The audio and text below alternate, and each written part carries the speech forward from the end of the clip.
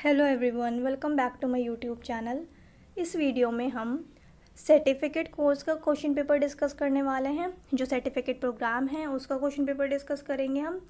जामिया मिलिया इस्लामिया का हम डिस्कस करने वाले हैं सर्टिफिकेट कोर्स का। और ये किस सब्जेक्ट का हम इसमें डिस्कस करेंगे, यहाँ पे हम टर्किश ऑनर्स के लिए, मतलब टर्किश लैंग्वेज एंड लिटरेचर के लिए हम जो क्वेश्चन पेपर है ये डिस्कस करेंगे सर्टिफिकेट कोर्स का, टर्किश लैंग्वेज का। और यहाँ पे जो क्वेश्चन पेपर है ये 2019 का है और सेट डी हम सॉल्व करेंगे। यहाँ पे ये इंस्ट्रक्शंस हैं, तो ये क्वेश्चन पेपर पर लिखी होती है। जब आप जाएंगे एग्ज़ाम देने तो पढ़ लीजिएगा, यही सब की नेगेटिव मार्किंग कितनी होती है और ये सारी चीज़ें यहाँ लिखी हैं। और ये आपको OMR कैसे फिल करना है ये सब चीज़ें यहाँ बताई हैं। और सबसे इम्पॉर्टेंट चीज़ कि आपने अब तक मेरा चैनल सब्सक्राइब नहीं किया है तो पहले चैनल को सब्सक्राइब कर लें, ताकि आगे की अपडेट आपको टाइम से मिलती रहे। और वीडियो अच्छी लगे तो लाइक कर दीजिएगा। कमेंट में अगर आप कुछ पूछना चाहते हैं तो कमेंट में पूछ लीजिएगा। और अगर आपको कमेंट में नहीं पूछना चाह रहे हैं तो आप इंस्टाग्राम पे भी मैसेज करके पूछ सकते हैं मुझसे, मैं डिस्क्रिप्शन में लिंक दे दूँगी। सो अब इस वीडियो को स्टार्ट करते हैं। इस वीडियो में हम जैसे कि आपको पता है कि जो BA ऑनर्स टर्किश होते हैं, टर्किश में जो ग्रेजुएशन होती है तो उसमें जो है 2 पार्ट्स होते हैं, मतलब part A and part B। Paper जो डिवाइड होता है, क्वेश्चन पेपर 2 पार्ट्स में होता है। उसी तरीके से सर्टिफिकेट कोर्स के लिए भी जो है सेम पैटर्न है वही। और क्वेश्चन पेपर भी ऐसा नहीं है कि अगर सर्टिफिकेट का है तो जो लेवल है वो टफ़ ना हो, इजी हो, ऐसा नहीं होता है। जैसा ग्रेजुएशन का लेवल होता है क्वेश्चन पेपर का, मीडियम होता है, उसी तरीके से सर्टिफिकेट का भी होता है। तो यहाँ पे जो हम डिस्कस करेंगे पार्ट A करेंगे। और मैंने सब्जेक्टिव पे भी एक वीडियो बना रखी है, आपको डिस्क्रिप्शन में लिंक मिल जाएगा। टर्किश की एक प्लेलिस्ट बनी हुई है, उसमें मैंने 5 ईयर्स के क्वेश्चन पेपर डिस्कस किए हैं टर्किश ऑनर्स के, BA ऑनर्स टर्किश लैंग्वेज के। और यहाँ पे जो ये सर्टिफिकेट वाला है ये भी मैं डिस्कस कर रही हूँ। तो इसका जो है हम ऑब्जेक्टिव पार्ट डिस्कस करेंगे पार्ट A, यानी कि MCQ वाला जो पार्ट होता है। और जो सब्जेक्टिव वाला है उसकी मतलब पूरी प्लेलिस्ट मिल जाएगी, आप वहाँ से ऑब्जेक्टिव क्वेश्चन पेपर भी जाकर पढ़ लीजिएगा और सब्जेक्टिव भी पढ़ लीजिएगा, जो कि आपको बहुत हेल्प करेगा टर्किश के सर्टिफिकेट एग्ज़ाम में। सो स्टार्ट करते हैं हम वीडियो को। और आपने मेरा चैनल अब तक सब्सक्राइब नहीं किया है तो चैनल को सब्सक्राइब कर लीजिए पहले।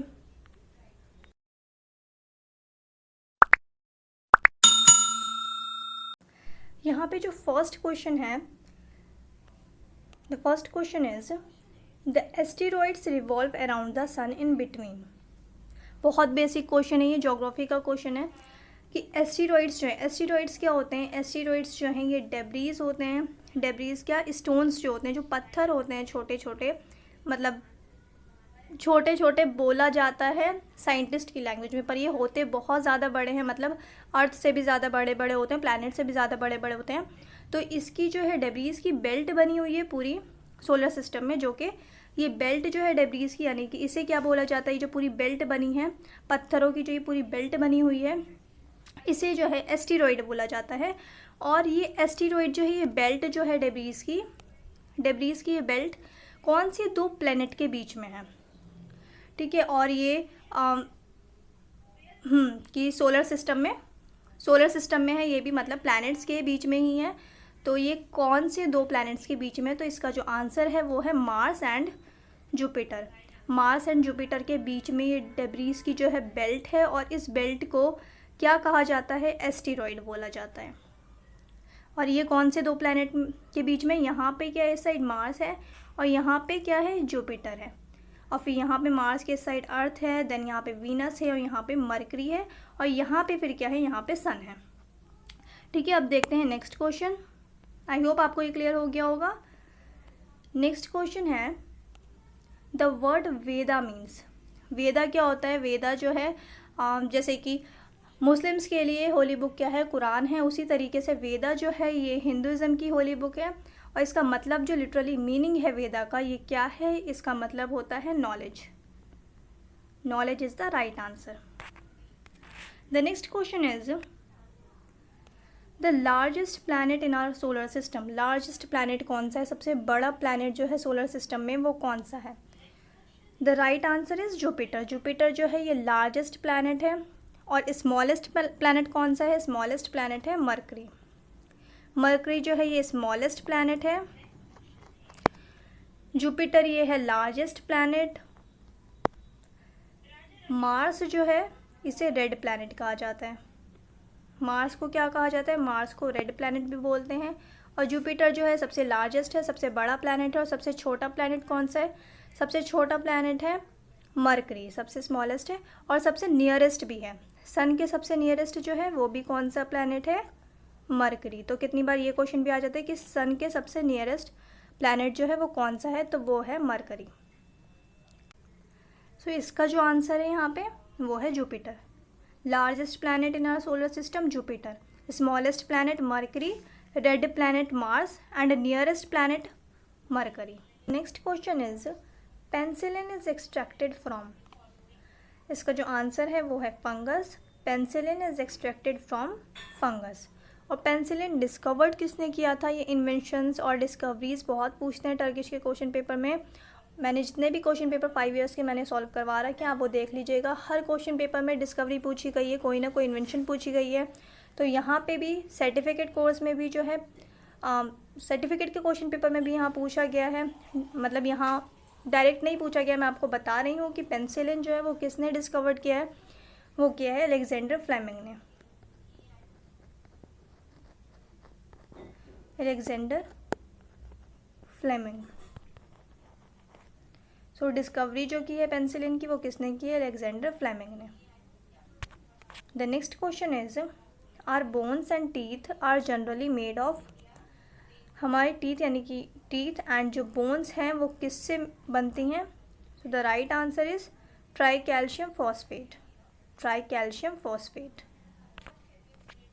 The next question is Mohandas Karamchand Gandhi was called as Mahatma by. Mahatma का टाइटल जो है गांधी जी को ये किसने दिया था?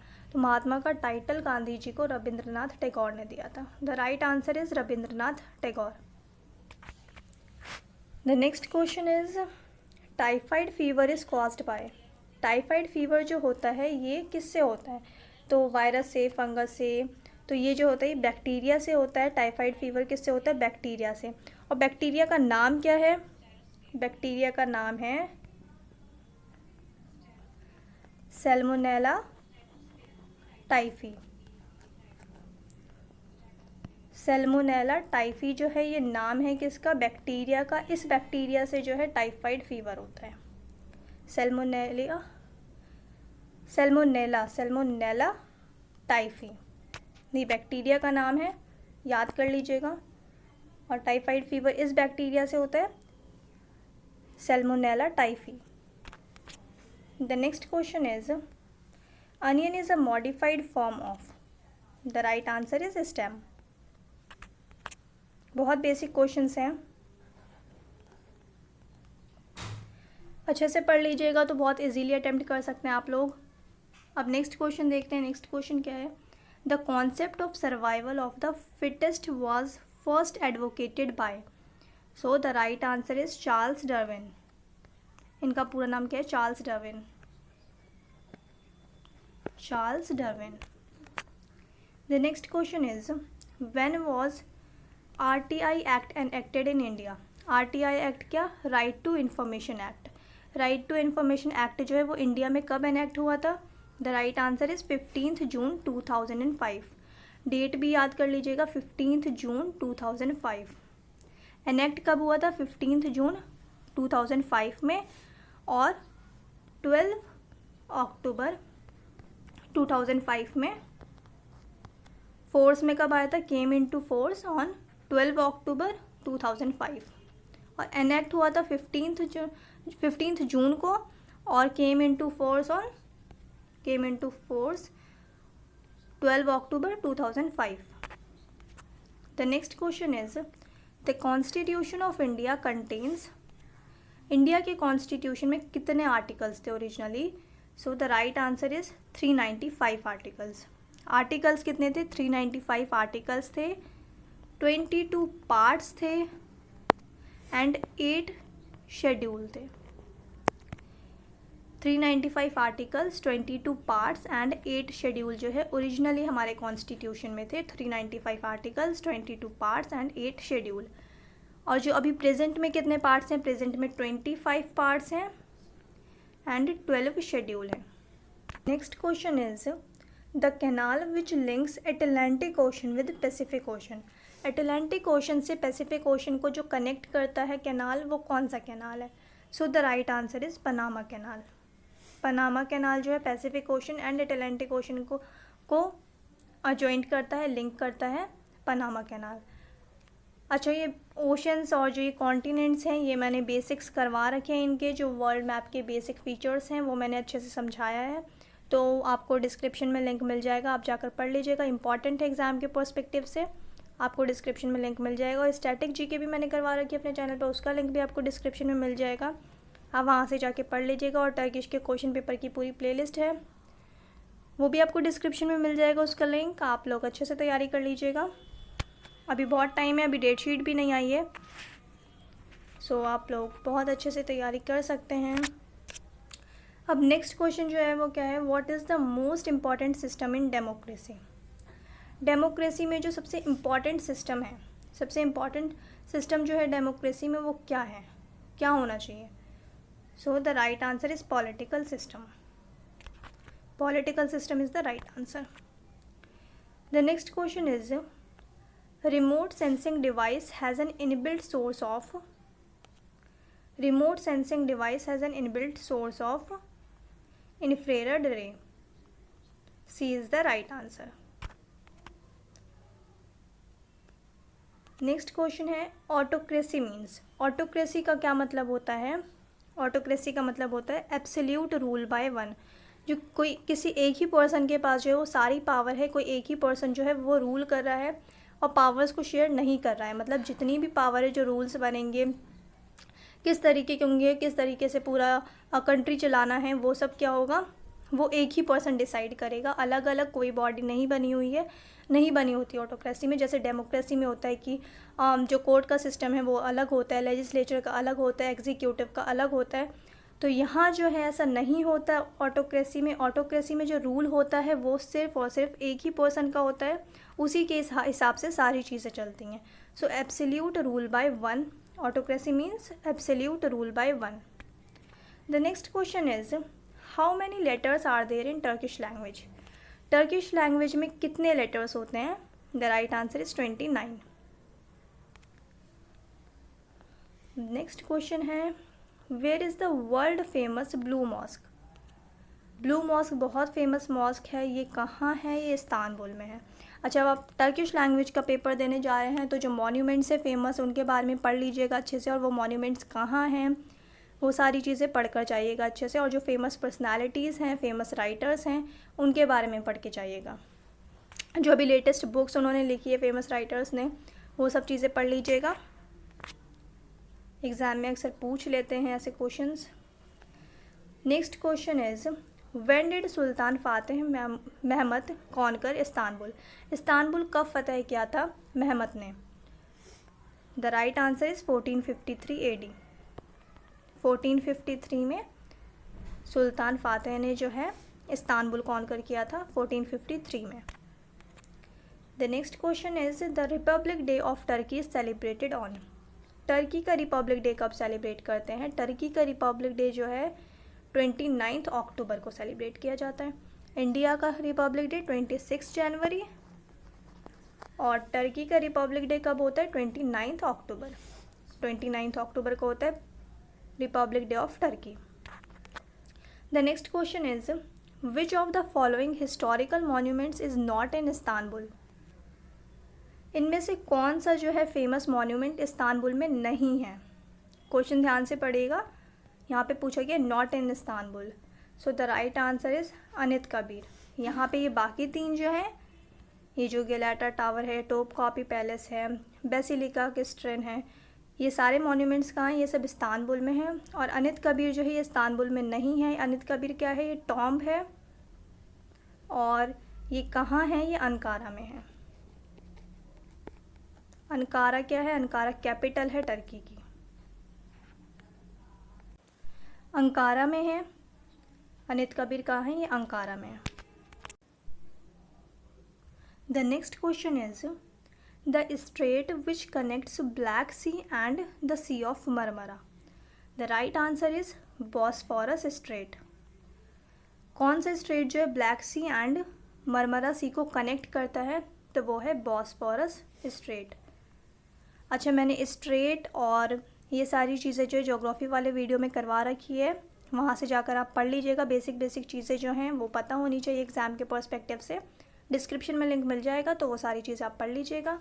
इसका जो आंसर है वो है Bosphorus strait. Black Sea and Sea of Marmara को जो कनेक्ट करता है स्ट्रेट, वो कौन सा स्ट्रेट है? वो है Bosphorus straight. The next question is the currency of Turkey is. Turkey की करेंसी क्या है? टर्की की करेंसी जो है वो है lira. Lira is the right answer. Next question is when did Ankara become Turkey's capital. Turkey की capital जो है अंकारा कब बनी है, कौन से ईयर में? The right answer is 1923। इससे पहले जो कैपिटल थी वो थी इस्तांबुल। 1923 से पहले जो कैपिटल हुआ करती थी टर्की की, वो इस्तांबुल होती थी, और 1923 में जो है अंकारा को टर्की का कैपिटल डिक्लेयर किया गया, अंकारा को 1923 में। नेक्स्ट क्वेश्चन है Raja Ravi Varma was a distinguished. Raja Ravi Varma जो हैं ये कौन है? ये बहुत फेमस पेंटर हैं। Next question is doctor APJ Abdul Kalam the former Indian president received the prestigious Bharat Ratna award in the year. Bharat Ratna award जो है ये हाईएस्ट सिविलियन अवार्ड है इंडिया का।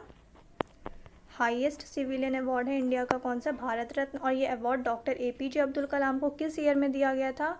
ये मिला था 1997 में। The right answer is 1997। The next question is Madhubani style of folk painting is popular in which of the following states of India. Madhubani painting जो है बहुत फेमस पेंटिंग है, और मधुबनी कौन से स्टेट का जो है वो डिस्ट्रिक्ट है? ये है बिहार का। सो the right answer is Bihar. The next question is which one of the following is the tallest bird. इनमें से कौन सी जो है वो टॉलेस्ट बर्ड है? The right answer is ostrich. और इमू जो है ये सेकंड लार्जेस्ट टॉलेस्ट बर्ड है। सेकंड टॉलेस्ट बर्ड है इमू, और ये ऑस्ट्रिच जो है ये फर्स्ट पे है। The next question is who among the following received both Bharat Ratna and निशाने पाकिस्तान।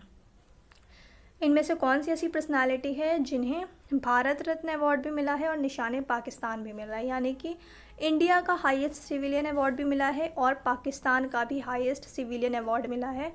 वो जो हैं वो है मोरारजी देसाई।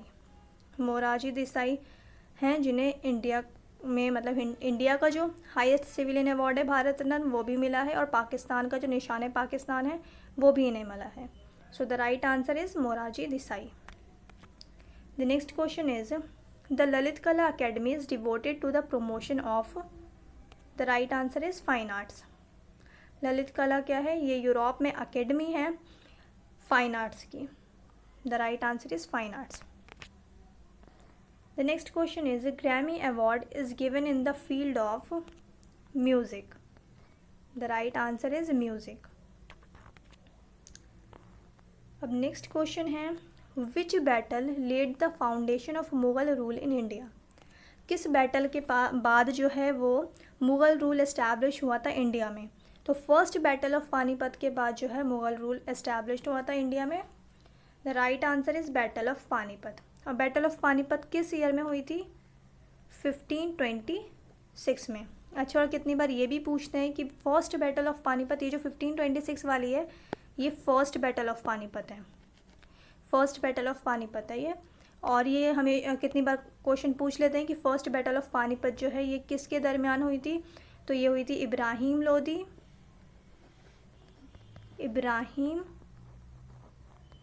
लोदी एंड बाबर। बाबर जो है वो फाउंडर हैं मुग़ल एम्पायर के, तो बाबर और इब्राहिम लोदी के बीच में जो है फर्स्ट बैटल ऑफ पानीपत हुई थी 1526 में। 1526 में फर्स्ट बैटल ऑफ पानीपत हुई थी, और इसमें जो है बाबर ने डिफीट दी थी इब्राहिम लोदी को। उसके बाद जो दिल्ली सल्तनत वाला जो पीरियड था वो पूरी तरीके से ख़त्म हो गया था, फिर वहाँ से मुग़ल डायनेस्टी की इस्टेब्लिशमेंट हुई थी। द नेक्स्ट क्वेश्चन इज़, अच्छा यहाँ पे मैं 3 बैटल हैं पानीपत की बहुत फेमस। तो फर्स्ट बैटल ऑफ पानीपत मैंने आपको बताया 1526 में हुई थी, जिसके बाद मुग़ल रूल इस्टेब्लिश हुआ इंडिया में। ये बाबर और इब्राहिम लोदी के बीच में हुई थी। सेकंड बैटल ऑफ पानीपत हुई थी 1556 में and third battle of Panipat हुई थी 1761 में। तो तीनों में से कोई भी पूछ लेता है। फर्स्ट और थर्ड जो है बहुत बार पूछी जाती है। तो 1761 में जो है थर्ड बैटल ऑफ पानीपत थी। फर्स्ट थी 1526 में, second battle of Panipat 1556, first battle of Panipat 1526 में हुई थी। मैंने अभी 56 बोल दिया था शायद, तो यहाँ पे 26 है। First battle of Panipat 1526, second battle of Panipat 1556 and third battle of Panipat 1761। The next question is who was the first Muslim president of the Indian national Congress. Indian national Congress की फर्स्ट मुस्लिम प्रेसिडेंट कौन थे। इंडियन नेशनल कांग्रेस जो हमारी अभी present Congress party जिसे बोलते हैं, उसको पूरा जो नाम है उनका है वो है इंडियन नेशनल कांग्रेस। और इसके जो फर्स्ट मुस्लिम प्रेसिडेंट थे वो कौन थे, Badruddin Tyabji. Badruddin Tyabji is the right answer, Badruddin Tyabji. अच्छा, और इंडियन नेशनल कांग्रेस की एस्टैब्लिशमेंट कब हुई थी, फाउंड कब हुई थी इंडियन नेशनल कांग्रेस, 1885 में, 1885 में। नेक्स्ट क्वेश्चन है द सिटी ऑफ दिल्ली का वॉज फाउंडेड बाय, यानी कि दिल्ली का सिटी जो है वो किसने फाउंड की थी। The right answer is Tomars. Quwwatul Islam mosque was built by, Quwwatul Islam जो है ये किसने बिल्ड करवाई थी, किसने बनवाई थी, ये बनवाई थी कुतुबुद्दीन ऐबक ने। कुतुबुद्दीन ऐबक जो है ये दिल्ली सल्तनत के फाउंडर हैं। दिल्ली सल्तनत के फाउंडर जो हैं वो कौन है, कुतुबुद्दीन ऐबक। ये क्वेश्चन पूछ लेते हैं कितनी बार कि दिल्ली सल्तनत के फाउंडर कौन है, या फिर स्लेव डायनेस्टी के फाउंडर कौन है, स्लेव डायनेस्टी के फाउंडर। तो स्लेव डायनेस्टी के फाउंडर या दिल्ली सल्तनत के फाउंडर जो हैं वो कुतुबुद्दीन ऐबक हैं। इन्होंने जो रूल किया 1206 से स्टार्ट हुई थी दिल्ली सल्तनत। दिल्ली सल्तनत जो स्टार्ट हुई थी 1206 से लेके 1526 तक जो रूल था, इसको पूरा जो है ये दिल्ली सल्तनत बोला जाता है। और इसके बाद से फिर मुग़ल रूल स्टार्ट हुआ था। और इसमें जो है ऐसा नहीं है कि सिर्फ ऐबक फैमिली ने रूल किया था, नहीं, इसके बाद काफ़ी 4-5 डायनेस्टीज़ आई थी। और इस पूरे टाइम पीरियड में 1206 से लेके 1526 के बीच में 4 और 5 डायनेस्टीज़ ने जो है रूल किया था दिल्ली पे, जिन्हें दिल्ली सल्तनत कहा जाता था। तो दिल्ली सल्तनत के जो फाउंडर हैं या स्लेव डायनेस्टी के जो फाउंडर हैं वो है कुतुबुद्दीन ऐबक। और कुव्वतुल इस्लाम जो मॉस्क है ये दिल्ली में है, और ये किसने बनवाई थी, कुतुबुद्दीन ऐबक ने बनवाई थी। The next question is the first battle of Panipat was fought in the year, ये मैंने अभी आपको ऊपर बताया था, इसका आंसर है 1526। फिर नेक्स्ट क्वेश्चन है the tutor of Alexander the Great was, Alexander the Great के जो ट्यूटर थे वो कौन थे। The right answer is Aristotle. Move to the next question. The next question is who among the following announced the theory of zero, zero की invention किसने की थी, ये की थी आर्यभट्टा ने। Aryabhatta is the right answer. अब नेक्स्ट क्वेश्चन है the inner most layer of the earth is known as, यहाँ पे इनर मोस्ट पूछा गया कि अर्थ की जो सबसे निचली वाली, सबसे अंदर वाला जो पार्ट है, सबसे अंदर वाली जो लेयर है उसे क्या बोलते हैं। सो यहाँ पे जो राइट आंसर है वो है एस्थेनोस्फेयर। ये जो है मेसोस्फेयर, स्ट्रेटोस्फेयर, ये जो है ये लेयर जो है ये एयर की लेयर है, मतलब एयर वाली जो लेयर है ये मेसोस्फेयर, स्ट्रेटोस्फेयर जो एयर वाली लेयर है। और लिथोस्फेयर क्या, लिथोस्फेयर जो ज़मीन है जहाँ आप खड़े हैं, कॉन्टिनेंट जो है वो है लिथोस्फेयर। फिर उसके नीचे भी, यानी कि जो ओशन बेस है, ओशन की जो नीचे वाली ज़मीन है, जो इनर वाला पार्ट है अर्थ का जो, तो सबसे पहले के क्रस्ट है, फिर मेंटल है, फिर कोर है, इनर कोर। तो जो क्रस्ट के जो सबसे नीचे वाला पार्ट है और मेंटल के जो सबसे ऊपर वाला पार्ट है उसे क्या बोलते हैं, एस्थेनोस्फेयर। तो सबसे इनर मोस्ट जो है वो कौन सा है, एस्थेनोस्फेयर। क्रस्ट का सबसे निचला वाला पार्ट और क्रस्ट के बाद होता है मेंटल, तो मेंटल का ऊपर वाला पार्ट, मतलब क्रस्ट ख़त्म होकर मेंटल स्टार्ट होता है, तो यहाँ पे जो जगह है उसको बोलते हैं एस्थेनोस्फेयर। और स्थानोस्फीयर जो है ये इनर मोस्ट लेयर है, मतलब ऑप्शंस के अकॉर्डिंग। और अगर यहाँ पे ऐसे होता ऑप्शन में कि क्रस्ट, मेंटल और कोर, तो इनर मोस्ट जो लेयर होती फिर कौन सी होती, कोर। अभी ऑप्शंस के हिसाब से कौन सी, स्थानोस्फीयर, मेंटल के बाद होता है नीचे core. The next question is which is the largest desert in the world. तो लार्जेस्ट डेजर्ट सबको पता है, ये है सहारा डेजर्ट। सहारा डेजर्ट कहाँ है, सहारा डेजर्ट है अफ्रीका में। अफ्रीका में सहारा डेजर्ट, और सहारा डेजर्ट वर्ल्ड का लार्जेस्ट हॉट डेजर्ट है। Last question of this question paper is which is the smallest ocean. Smallest ocean कौन सा है, the right answer is Arctic ocean. Arctic ocean जो ये सबसे स्मॉलेस्ट ओशन है। और मैंने आपको जैसा कि पहले बताया था कि मैंने ज्योग्राफी पे वीडियोस बना रखी हैं जो बेसिक्स हैं वर्ल्ड मैप के या ग्लोब के, तो वहाँ पे आपको ये ओशन वाला पार्ट मिल जाएगा, कॉन्टिनेंट्स वाला पार्ट मिल जाएगा। उसमें जो बेसिक चीज़ें थी वो मैंने क्लियर की हैं। आई होप आपको क्लियर हो जाए, आपको समझ आ जाए, वर्ल्ड मैप आपको लर्न भी हो जाए इजीली। सो वो वीडियो जाके देख लीजिएगा, डिस्क्रिप्शन में आपको लिंक मिल जाएगा। अब मिलते हैं नेक्स्ट वीडियो में।